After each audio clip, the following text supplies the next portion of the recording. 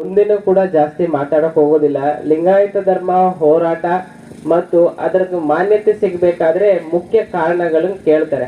ಈಗ ಕಾನ್ಸ್ಟಿಟ್ಯೂಷನ್ ಸಂವಿಧಾನದಲ್ಲಿ ಒಂದು ಧರ್ಮ ಹಾಕ್ಬೇಕು ಅಂದ್ರೆ ಅದಕ್ಕೆ ಆದ ಒಂದು ಗುಣಲಕ್ಷಣಗಳಿದೆ.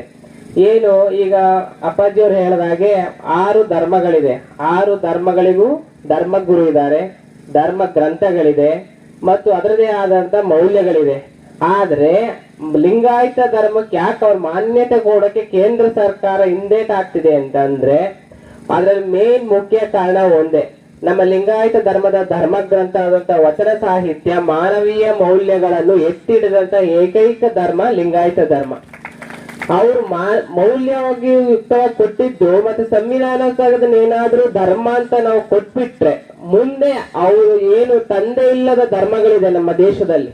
ತಂದೆ ಇರೋ ಧರ್ಮಗಳೇ ಬೇರೆ, ತಂದೆ ಇಲ್ಲದ ಧರ್ಮಗಳು ಇದಾವೆ. ಕಾಲ್ಪನಿಕ ವ್ಯಕ್ತಿಯನ್ನ ಊಹಿಸ್ಕೊಂಡು ಹುಟ್ಟೆ ಕಪ್ಪೆ